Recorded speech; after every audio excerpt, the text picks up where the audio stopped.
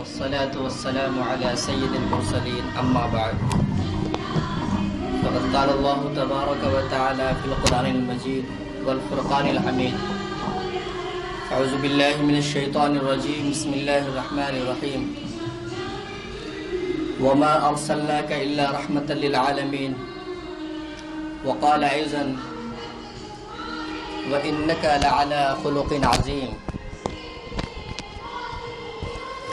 وقال النبي صلى الله عليه وسلم أكمل المؤمنين إيمانا أحسنهم خلقا وقالت عائشة صديقة رضي الله تعالى عنها عندما سئل عن خلق النبي صلى الله عليه وسلم كان خلقه القرآن.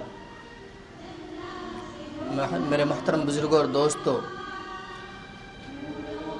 اللہ کے نبی صلی اللہ علیہ وسلم کے اخلاق کی اگر بات کی جائے تو آپ صلی اللہ علیہ وسلم کی پوری زندگی ہی اخلاق کا نمونہ ہے.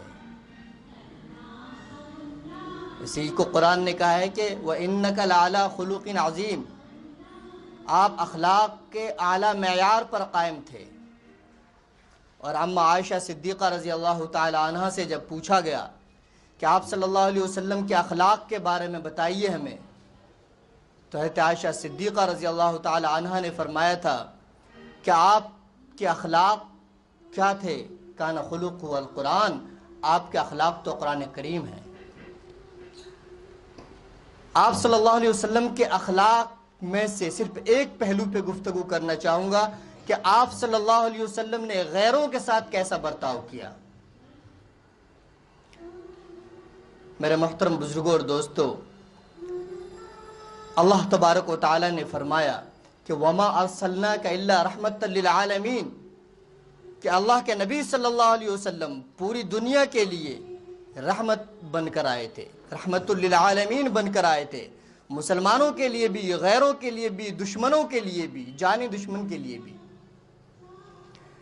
اس مختصر سے وقت میں صرف آپ صلی اللہ علیہ وسلم کی زندگی سے چند واقعات کو چن کر آپ کے سامنے رکھوں گا کہ آپ صلی اللہ علیہ وسلم نے غیروں کے ساتھ کیسا برتاؤ کیا، جنگ کے موقع پر کیسا برتاؤ کیا. جب دشمن نے آپ کو مکہ کے اندر رہنا مشکل کر دیا، زمین تنگ کر دی آپ پر اور آپ کے رشتہ داروں پر، اس وقت کیسا برتاؤ کیا. میرے محترم بزرگوں اور دوستو، حقیقت تو یہ ہے کہ اصل چیز اخلاق ہی ہے جس کی وجہ سے دین دنیا کے اندر عام ہوا اور ہم لوگ آج مسلمان ہیں. ہمارے آباء و اجداد صرف تقریروں سے، لٹریچر سے، کتابوں سے مسلمان نہیں ہوئے تھے. وہ اخلاق ہی ایسی چیز تھی جس کی وجہ سے ہم مسلمان بنے ہیں. اللہ کے نبی صلی اللہ علیہ وسلم کے اخلاق ہی تھے جسے دیکھ کر اور جس سے متاثر ہو کر غیروں نے اسلام کو قبول کیا ہے. چند واقعات سناتا ہوں آپ کو کہ ایک مرتبہ کا واقعہ ہے کہ ایک کافر اللہ کے نبی صلی اللہ علیہ وسلم کے پاس آیا. اجنبی تھا، کافر تھا. آپ صلی اللہ علیہ وسلم نے اکرام کیا اور صحابہ سے کہا کہ تمہارے پاس جو کچھ ہے لے کر آؤ، اور پھر یہ کہا کہ بکری لے کر آؤ. بکری کو لایا گیا تو آپ صلی اللہ علیہ وسلم نے اس کا دودھ دونے کا حکم دیا اور اس شخص نے پورا دودھ پی لیا. پھر دوسری بکری آئی، اس کا بھی دودھ پی گیا، حتیٰ کہ 7 بکریوں کے دودھ پی گیا وہ. پھر دوسرے دن رات میں وہ شخص آپ صلی اللہ علیہ وسلم کے اخلاق سے بہت متاثر ہوا کہ میں ایک اجنبی تھا اور میں نے حد سے زیادہ دودھ پیا، لیکن کبھی آپ صلی اللہ علیہ وسلم کے چہرے پر بالکل شکن نہیں آئی. اور اس اخلاق کریمہ سے متاثر ہو کر وہ شخص مسلمان ہو گیا. اور دوسرے دن جب اس شخص کو دودھ پیش کیا گیا تو ایک بکری کا دودھ پیا اور دوسری کا تھوڑا سا پی کر چھوڑ دیا. تو وہ شخص جو مسلمان ہوا، اللہ کے نبی صلی اللہ علیہ وسلم کی مہمان نوازی کو دیکھ کر. ایک دوسرا واقعہ بھی بالکل ایسے ہی ہے کہ ایک شخص اللہ کے نبی صلی اللہ علیہ وسلم کے پاس آیا، کافر تھا. آپ صلی اللہ علیہ وسلم نے اکرام کیا، کھانا کھلایا، بستر کر دیا اور سلا دیا. صبح ہونے سے کچھ پہلے آپ صلی اللہ علیہ وسلم حاضر ہوئے کہ دیکھتا ہوں کہ کیا حال ہے، کوئی ضرورت ہوگی شاید مہمان کو. جب آپ صلی اللہ علیہ وسلم آئے تو دیکھا کہ بستر خالی ہے اور بستر پہ گندگی ہے، استنجا ہے. وہ شخص اللہ کے نبی صلی اللہ علیہ وسلم کو پریشان کرنے کے ارادے سے آیا تھا، لیکن اللہ کے نبی صلی اللہ علیہ وسلم نے اس کو صاف کرنا شروع کر دیا اور ذرا بھی ناگوار آپ کو نہیں گزرا۔ ادھر یہ شخص جب تھوڑے آگے نکل گیا تو اس کو یاد آیا کہ میں تو اپنی تلوار بھول آیا ہوں۔ وہ واپس آیا جلدی سے کہ ابھی تو کوئی اٹھا نہیں ہوگا، میں تلوار لے کے آ جاؤں گا۔ جب وہ آیا تو دیکھا کہ اللہ کے نبی صلی اللہ علیہ وسلم گندگی کو صاف کر رہے، بہت پشیمان ہوا، شرمندہ ہوا، لیکن آپ صلی اللہ علیہ وسلم نے ایک لفظ اف تک نہیں کہا اور یہ کہا کہ آؤ آؤ، شاید تم اپنی تلوار بھول گئے ہو، لے لو۔ آپ صلی اللہ علیہ وسلم کے اس اعلیٰ اخلاق سے اس قدر متاثر ہوا وہ شخص کہ اسی وقت کہہ پڑا اشہد ان لا الہ الا اللہ و اشہد ان محمد رسول اللہ، کہ میں گواہی دیتا ہوں کہ اللہ ایک ہے اور محمد یعنی آپ اللہ کے سچے رسول ہو۔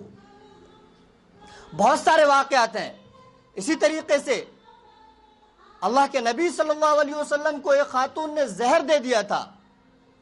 آپ صلی اللہ علیہ وسلم کی خدمت میں ایک بکری بھنی ہوئی بھیجا اس نے، آپ صلی اللہ علیہ وسلم نے بھی نوش فرمایا اور صحابہ نے بھی، کچھ صحابہ کا انتقال بھی ہو گیا اس کی وجہ سے۔ آپ صلی اللہ علیہ وسلم کو پھر پتہ چل گیا، پھر آپ لوگ رک گئے۔ اس عورت کو، وہ خیبر کی وہ عورت تھی زینب بنت حارث، اس خاتون کو حاضر کیا گیا اور اس نے عذر پیش کیا، اللہ کے نبی صلی اللہ علیہ وسلم نے معاف کر دیا۔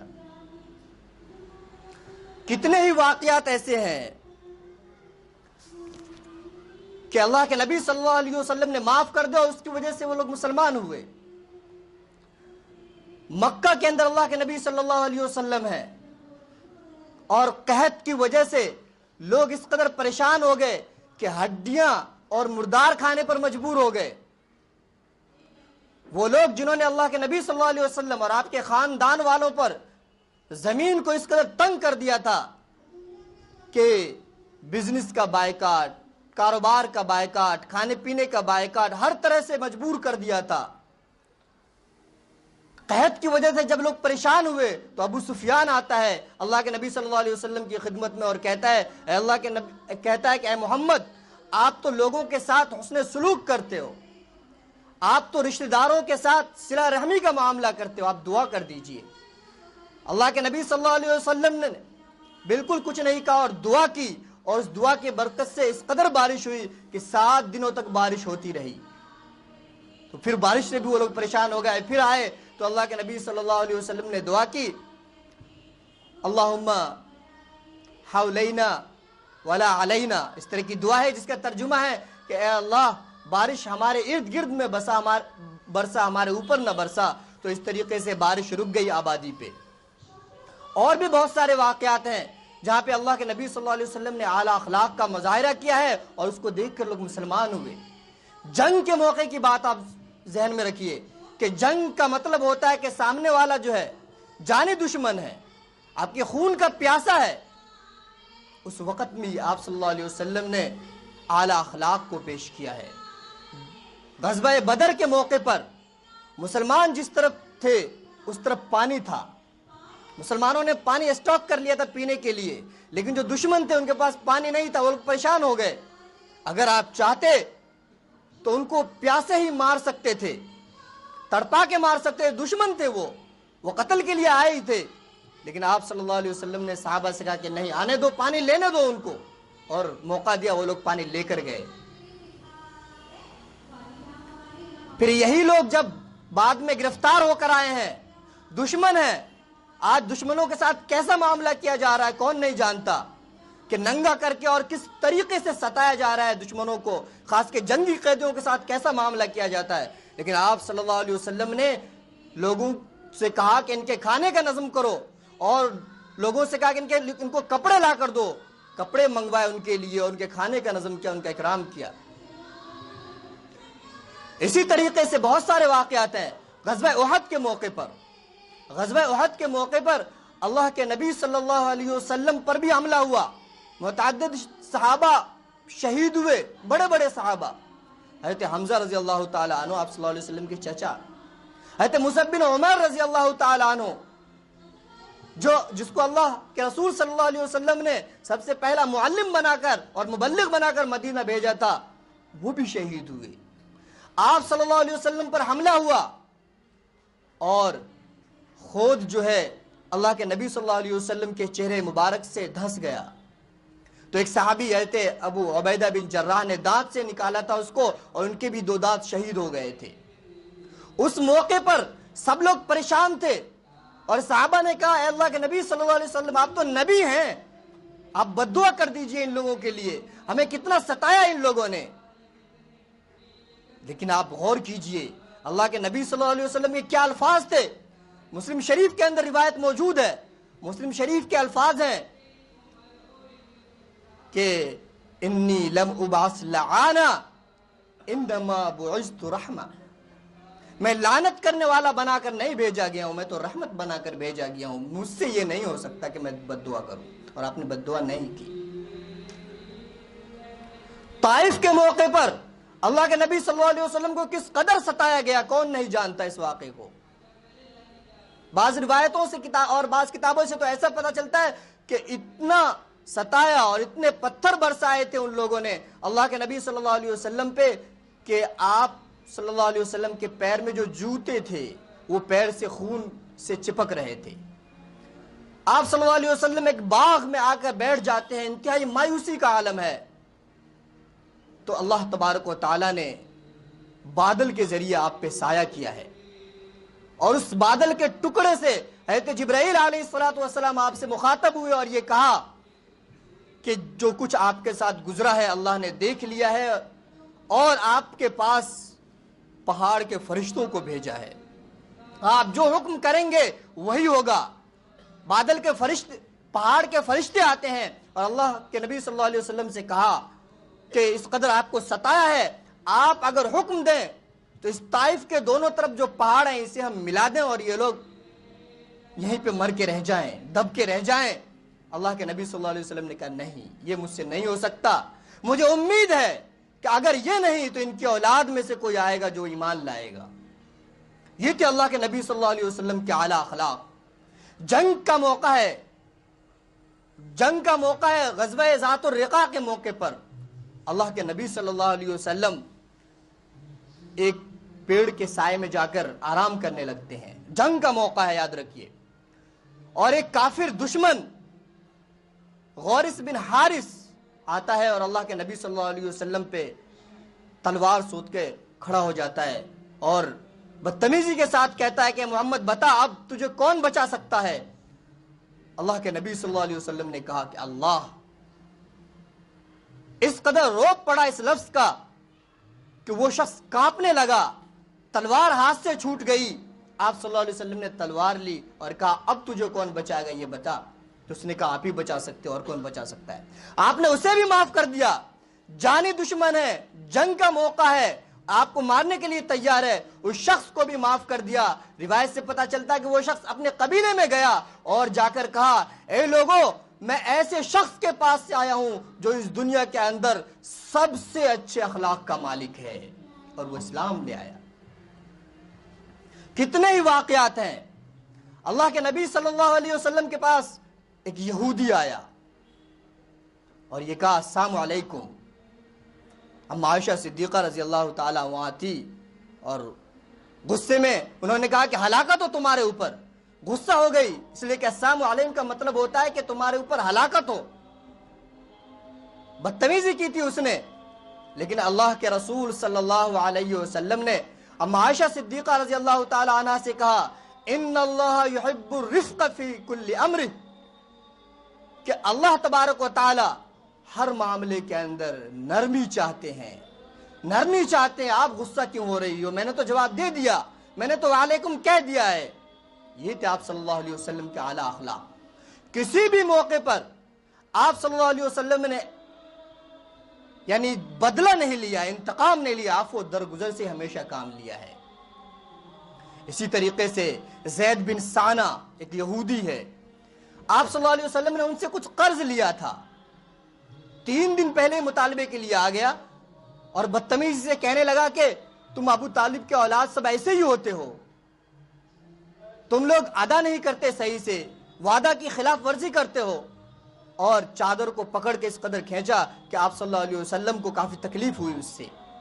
حضرت عمر رضی اللہ تعالیٰ عنہ وہاں پر موجود تھے, بہت ناراض ہوئے لیکن آپ صلی اللہ علیہ وسلم نے ان سے مخاطب ہو کر کہا کہ اے عمر، مجھے تم سے یہ امید نہیں تھی، ہم دونوں کے تعلق سے تمہیں ایسا نہیں کرنا چاہیے تھا، اور پھر یہ کہا کہ تمہیں یہ کرنا چاہیے گا تاکہ اس کے حقوق کی ادائیگی کر دو، اس سے قرض لیا ہم نے، اس قرض کی ادائیگی کر دو، اور پھر اس کے بعد اس کے قرض کی ادائیگی کی گئی، اور یہ کہا کہ 20 سا زیادہ دو اس کو۔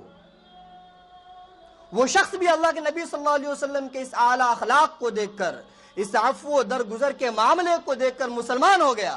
اسی کا بیان ہے کہ میں تو اللہ کے نبی صلی اللہ علیہ وسلم کے اندر جتنی علامتیں تھی نبوت کی سب کو میں پہچان چکا تھا، صرف 2 علامتیں ایسی تھی جسے میں تلاش کر رہا تھا، ایک یہ کہ حلم، بردباری، ٹالرنس کا مادہ آپ صلی اللہ علیہ وسلم کے غضب پر غالب ہے یا نہیں، دوسرا یہ کہ برائی کا بدلہ آپ اچھائی سے دیتے ہیں کہ نہیں، جو نبیوں کی صفات ہوتی ہے۔